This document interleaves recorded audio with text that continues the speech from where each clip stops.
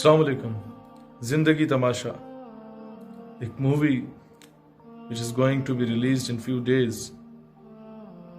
ऐसी मूवीज बनाई क्यों जाती हैं और इनके मकासद क्या होते हैं? इससे पहले जितनी मूवीज बनाई गई और फ्लॉप हुई उसमें फहाशी और यानी दिखाने की कोशिश की गई, पाकिस्तान को एक सेकुलर, एक लिबरल स्टेट दिखाने की कोशिश की गई, इमेज खराब करने की इनडायरेक्टली कोशिश की गई।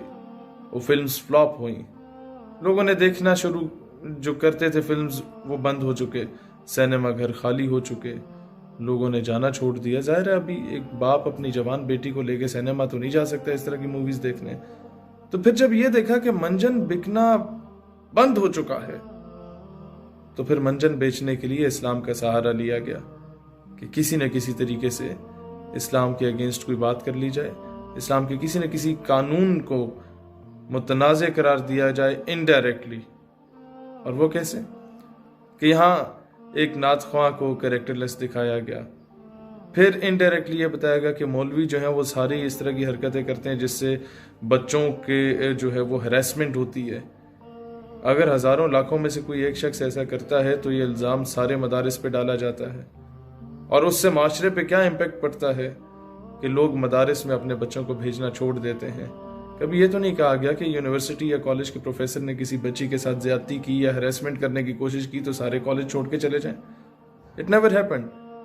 लेकिन मीडिया ऐसी ही चीज़ों को उछालता है जिससे इनडायरेक्टली कहीं ना कहीं इस्लाम को नुकसान हो रहा हो। मैं इन टोटलिटी बात कर रहा हूँ, किसी पे इल्ज़ाम नहीं लगा रहा, क्योंकि आप लोग फिर FIA में जाके केसेस दायर कराते हैं।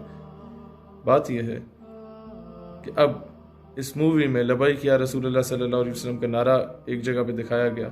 अब आई डोंट नो वो सेंसर हुआ या नहीं हुआ, लेकिन ये बताने की कोशिश की गई कि इस तरीके से लोगों को ब्लैकमेल किया जाता है, इस तरीके से लोगों के जज्बात को उकसाया जाता है और इनडायरेक्टली ये शो किया गया कि कोई शख्स जिस पे भी गुस्ताखे रसूल का कोई अगर फतवा लग गया या किसी किस्म का आइन उसके खिलाफ अगर केस दायर कर दिया गया 295C का, तो वो ज़ाती अनाद की बुनियाद पे होता है कि मौलवी ज़ाती बेस पे करते हैं। और यही केस आसिया मलूना का था जिस पे ये शो किया गया कि किसी मौलवी को ज़ाती तौर पे कोई मसला था उससे और उसने ये केस दायर कर दिया। हालांकि हकाइक पूरी कौम को मालूम है, आप 100 बार मीडिया से छुपाएं वो एक अलग मामला है। यही मामला मशल खान का था, उसको किसी तरीके से इनडायरेक्टली डिफेंड होगा, ग्रीट विल्डर्स इनडायरेक्टली डिफेंड होगा, भैंसा और मोची के नाम से बनाए जाने वाले पेजेस जिस पे लाखों लोगों ने देखा कि जो गुस्ताखियां की गई वो इनडायरेक्टली डिफेंड होंगे।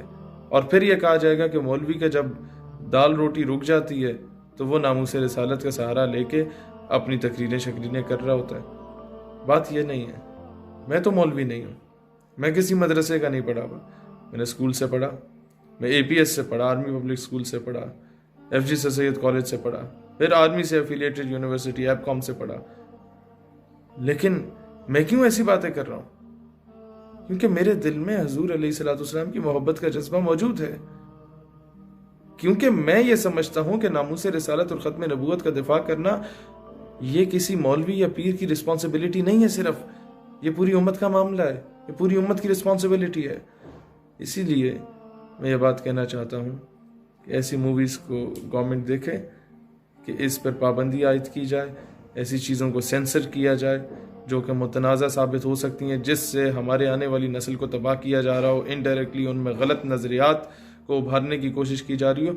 ये लाखों मिलियंस जो शहादतें दी थी at the time of partition वो इसलिए नहीं दी गई थी कि आज हमें ये चीज़ें दिखाई जाएं।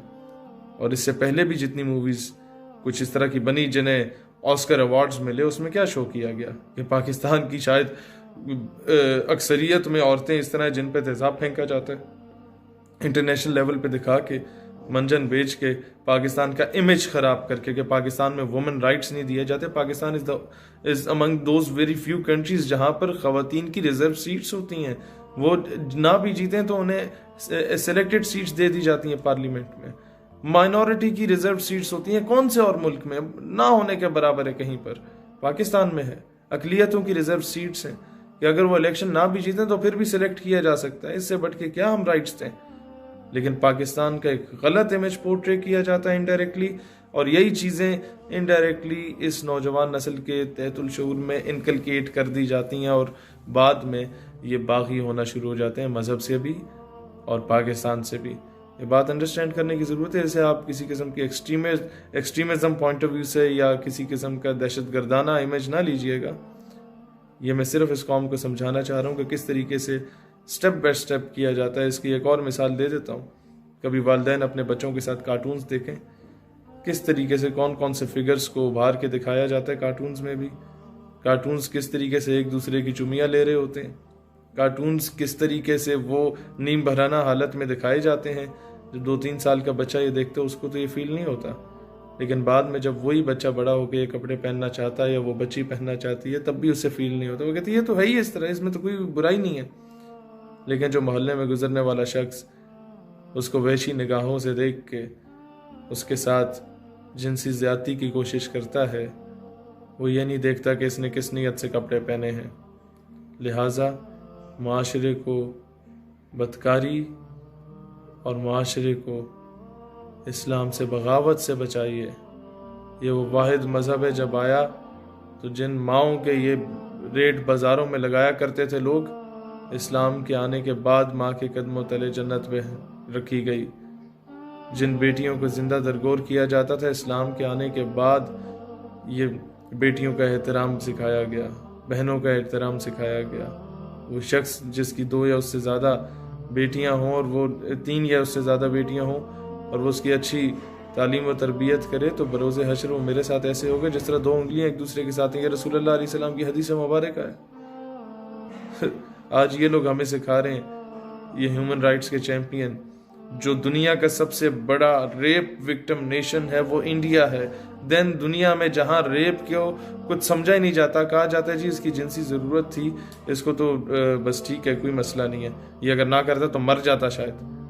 ایسے ممالک، امریکہ، برطانیہ، یہ تمام ممالک جہاں پر جو ہمیں آ کے یہ کہتے ہیں کہ جی ان موویز کو، زندگی تماشا جیسی موویز کو تو ہم لوگ انعام دے رہے ہیں، اس سے پہلے آسکر دیا، نوبل پرائزز کچھ ہمارے نام نہاد لوگوں کو نوازے گئے، وہ کس بیس پہ نوازے گئے؟ وہ ہیومن رائٹس کی بیس پہ نوازے گئے، تعلیم کی بیس پہ نوازے گئے۔ کون سی تعلیم اور کون سی ہیومن رائٹس کی آپ لوگ بات کر رہے ہیں؟ ہمیں کون سی تعلیم اور ہیومن رائٹس آپ سکھا رہے ہیں جب آپ کے نیشنل آئی ڈی کارڈ پہ آپ کے والد محترم کا نام ہی نہیں لکھا ہوتا؟ جو لوگ اپنے آئی ڈی کارڈ پہ اپنے باپ کا نام نہیں لکھوانا جانتے، انہیں پتہ ہی نہیں ہے کہ محلے کے 600 بندوں میں سے میرا باپ اصل والا کون سا ہے، کیونکہ سارے اپنی اپنی قسمت آزمائی کر کے گئے ہوتے ہیں ان کی ماں پر۔ وہ آ کے آج ہمیں ہیومن رائٹس کے ایوارڈز دینے کی بات کرتے ہیں، اس طرح کی فلمیں بنانے پہ۔ کس کے کتے نہلا رہے ہو؟ کس کے گھوڑے نہلا رہے ہو؟ کس کے چرنوں میں بیٹھ کے کس کے ہوکے بھر رہے ہو؟ یہ قوم سمجھ جائے، پہلے گوروں کے غلام تھے، اب کالے انگریزوں کے غلام بن گئے۔